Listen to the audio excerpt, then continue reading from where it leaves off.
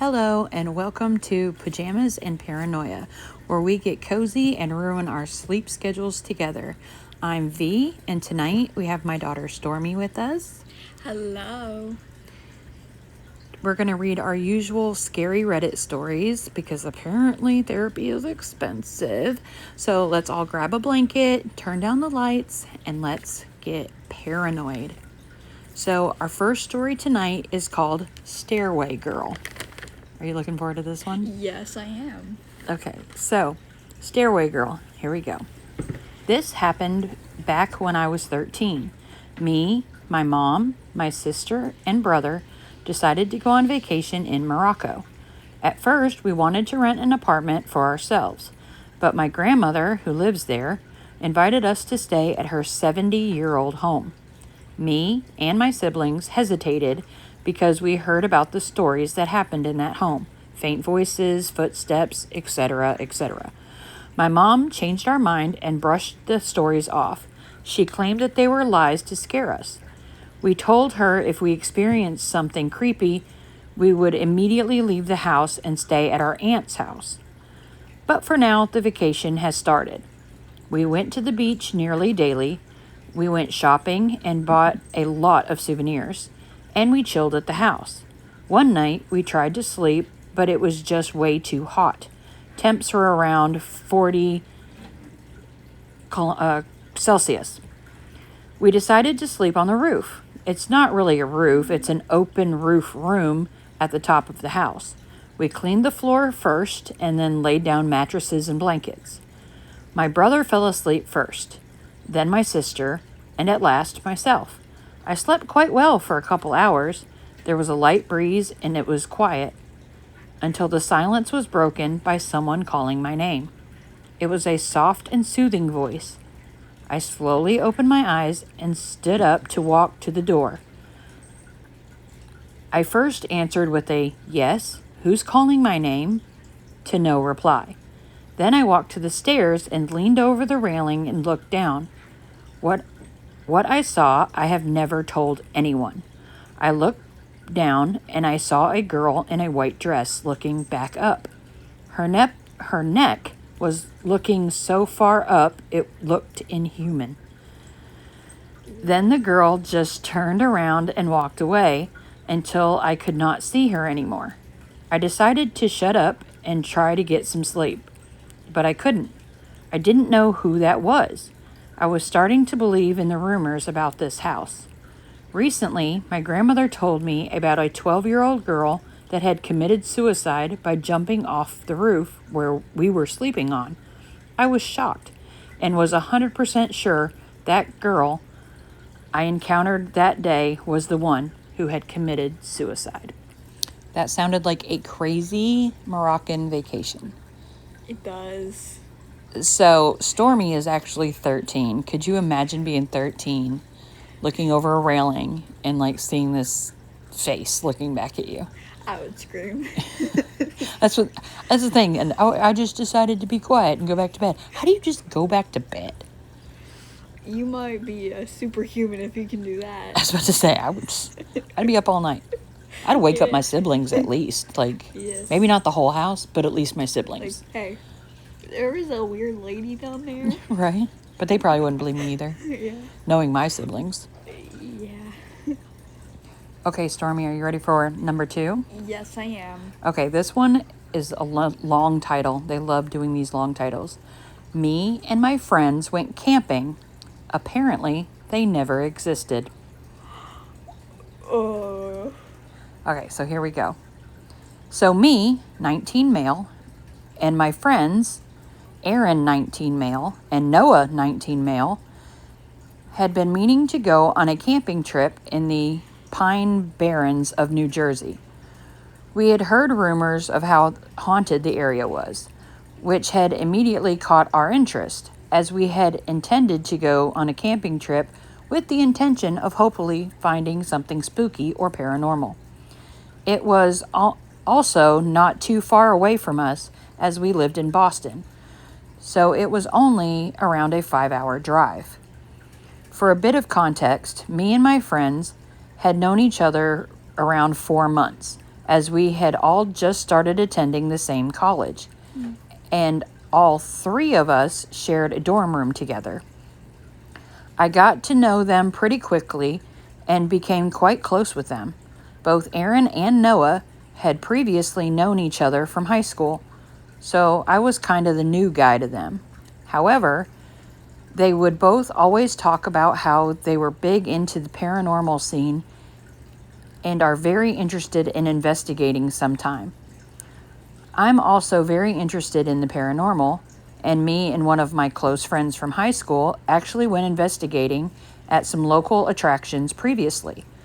So Aaron and Noah both suggested that over winter break, we should all go camping and do some investigating ourselves. They suggested we should go camping in the Pine Barrens of New Jersey, as it's widely regarded as haunted and there are many ghost stories from that area. So we all agreed, and I asked if I could bring my friend from high school that I had previously been investigating with, as we'd both been talking about meeting up for a trip sometime. So my friend Ryan, 19 male, agreed for this trip, and we made a group chat for the planning. So, cut to winter break. We were all excited, and Ryan had met Aaron and Noah prior to the trip, so he wasn't going camping with two strangers. We left around 3 p.m., which was kind of late considering it gets dark around 5 p.m. since it was winter. But Aaron insisted that we didn't want to leave too early. He blamed it on not being a morning person, which was immediately strange, as he was always the first one to get up in the morning and had never previously mentioned anything about it. But at the time, I didn't think too much of it. Around 3 hours into the drive, it was already pitch black out, and we still had another 2 hours left to kill, which Ryan was complaining about, as it was only meant to be a one-night camping trip, and now it felt like it was going to be shortened down. Aaron and Noah didn't seem to care. However, they were still saying it's going to be a good trip. Keep in mind, Noah was driving, which will be important later. We were now about an hour away from arriving, and we were literally in the middle of nowhere. Noah insisted on stopping on this random one-way road so he could take a leak, and Aaron said he would go with him. 5 minutes had passed, and me and Ryan were just having a conversation and talking about how we were kind of mad that we hadn't arrived yet, considering how late it was. Another 5 minutes passed, and we started to get concerned as to how long both Aaron and Noah had been away for. We both agreed to go out and check. We got out of the car and proceeded to call their names, but there was no response. We weren't too worried, as we both kind of collectively thought they were just trying to scare us, so we decided to get in and wait another 10 minutes or so, as they would likely get bored or cold, or both, and just come back to the car. Keep in mind, Noah still had the car keys with him, so we were both pretty annoyed considering we were already hours late. After another 10 minutes passed, there was no sign of Noah or Aaron, so we started to get a little creeped out. We got out of the car yet again, only to be met with the sound of the car doors locking just as we got out, ultimately locking us out of the car and trapping us in the freezing cold. We both looked at each other, visibly annoyed, as Noah and Aaron surely had been playing jokes on us since the car locked. So someone had the keys and was nearby doing that to the car. So we both decided to go together and walk in the same direction they went to take a leak in. But keep in mind that the road was surrounded by trees, so it's not like we could see them hiding behind a bush or something. We both walked into the woods quite far, to the point where the car wasn't visible anymore, and all of a sudden we heard a chainsaw start up to our left, and there was a guy in a black hoodie running towards us with the chainsaw. We both sprinted back towards the direction of the car, and once we got to the road, the car had disappeared. It was the exact same place in the road in which we had parked, as there was a very distinguishable shape boulder not too far from the road was very recognizable, so we knew we were in the right spot. Both me and Ryan agreed to run along the road, hoping to run into a car or maybe a house that we could both still hear the chainsaw in the different distance. Thankfully, we ran for about a mile and ran into someone driving along the road. We stopped him and explained the situation. He agreed to give us a ride to a more populated area, as there was apparently a small town not too far away. We arrived at the town and called the police and told them everything that had happened. They put out a search for both Aaron and Noah as they were assumed to be either in danger or missing. As if the car was gone, then someone would have had to have taken the keys off of them. We gave the police their information, and they were confused as nothing came up for either of them. And then I explained how they also attended the same college as me, and they were my roommates. But that was all I really knew. The officers said that was enough for the night, and they were able to transport us back to Boston, and they would question us tomorrow. However, by the time we got back to the dorm room, all of Noah and Aaron's belongings were gone. There was not a trace of them in the dorm. It was as if they never lived there or they had just moved out. When the police officers arrived for further questioning, he discovered that there was no record of Aaron or Noah ever attending the college and became suspicious of us. A sick feeling filled my stomach as I realized what was really going on. Aaron and Noah must have lured me and Ryan out to try and murder us or something, using fake names and pretending to attend college for months to gain my trust. I don't know if there will be any updates, as I don't know if there will ever even find people who pretended to be our friends. If the police do come to any conclusions, I will post an update. Okay, I'm sorry. I had a lot of tongue twisting in that story, but what do you think? I was creeped out myself. I got goosebumps. It sounds like a movie, though, because Yes. like the chainsaw in the woods. I would love to see that as a movie, though. But like, honestly, I get that they took him out to the middle of nowhere, and so no one's going to hear him whether they use a chainsaw or not. But if I was taking somebody out to like murder them, I don't think the chainsaw would be my first weapon of choice. Yeah, take me out for dinner first. Right? Right. Like, I don't know. But definitely they didn't exist. Like, on paper or whatever. Nobody knew them. You didn't get any pictures with these guys in, like, 4 months. This is why women, like, if this was girls at a dorm, they'd be like, oh my gosh, I have 7 pictures of Tiffany or whatever. Like, but guys are like, I don't even remember what he looks like. Yeah. Pictures. But yeah, no, but seriously, that one got me. That was scary. It was. I definitely, you're never going to college. Yeah. I've decided that right now. Okay. I don't even want to go to college. Well, you might change your mind, but I'm not allowing it after that story. Okay. Okay, so that last one was pretty good, but are you ready for our last story? Final story. I am. This one has a short title, which I'm very surprised. Yes. All right. It's called Whisper. No, I'm not telling you to whisper. Anyway. Okay, so let's start with the story Whisper. It started with my mother. My mother was a car insurance administrator working on settling claims. She was at work one day in the lunchroom where she was talking to a coworker, and my mother was explaining how she kept seeing her father, who had passed away when she was 11. The lady, my mother's coworker, was a Native woman. She grew up as a very spiritual environment. What? I said Merca. Oh, goodness. She grew up in a very spiritual environment. Her grandfather was a medicine man. She told my mother that her father was trying to warn her about something, and that's why she kept seeing him. My mother didn't have any idea what it could be. A couple days went by, and my mother's coworker rushed over to her as soon as she saw her. It was first thing in the morning. even before she'd stepped into the building. The lady grabbed my mother by her hand and rushed her over to a corner. The lady told my mother that she had a dream about a man. The man in her dream said my mother's name. He said to tell her something. She described the man, and my mother's face went pale. She told her coworker, she said, "That's my dad." The coworker said, "He told me to tell you to be careful. He said that something's here."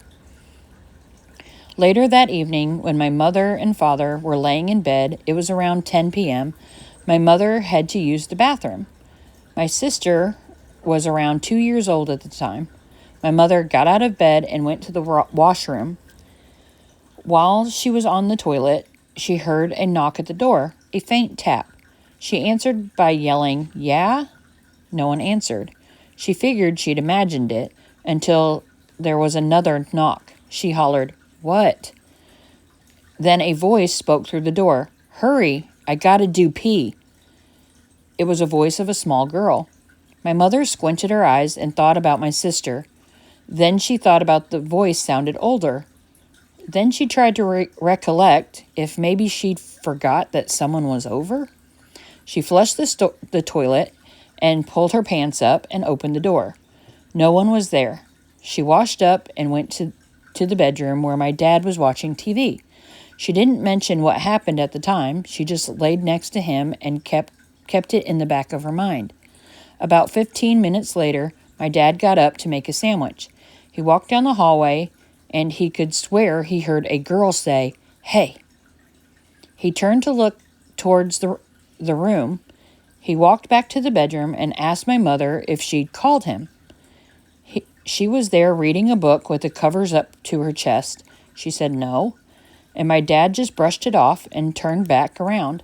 He walked past the unlit hallway, and as soon as he got to the middle of the stairs, he heard a whisper over his shoulder. "Where are you going?" Tickled his ear. Without thinking, the voice was so clear, and even before turning, he said, "I'm going to make a..." Then he paused for a second, and then it hit him. He'd stopped mid-step and snapped his head over his shoulder. He didn't see anything or anybody standing there. He should have seen someone standing there. He ran to the bedroom and jumped on the bed and clammed up next to my mother. He told her what had just happened. Then she told him about the bathroom thing. When she was finished explaining her story, something caught the corner of my dad's eye, and he stared at the corner of the ceiling. He nudged my mom and said, "See that?" She looked up and said, "Yeah, what is that?" They described it as a gray, smoke-like mist hovering in the corner of the ceiling. A couple of seconds later, it dispersed. Okay, that was our last story. What do you think? It was pretty cool. I really liked it. I liked it a lot. Okay, but me as a married person, I can be scared. But if my husband is scared, like he comes running and jumps in the bed and he is afraid, that's a different level of scared for me. Yes. Could you imagine if your dad was scared?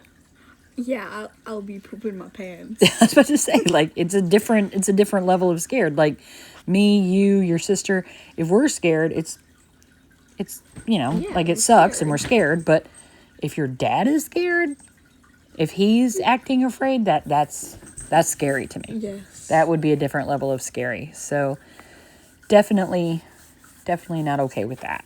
Yeah. But, so what did you think of all three stories? I like them. I would love to do this again with you. I found something a teenager likes to do with me, people. Yes. I never thought this day would happen. Oh, yes. So maybe she'll be in episode 6. But that is our show. Our Podcast? It's not really a Whatever. podcast. That's our video for tonight. A listener. Thank you, Stormy, for joining us tonight. You're welcome. And thank you for hanging out with us tonight. Reading these stories with friends makes them a little less scary. Though I'm sure they're definitely going to stick with both of us when we go to bed tonight. Yeah. So I wish you all sweet dreams. And if you hear anything spooky tonight, it's probably just the wind. Or Probably. a tree. Or tree or a tree. knocking on the glass. But guess what? What? It's your bedtime. No! Good night. No!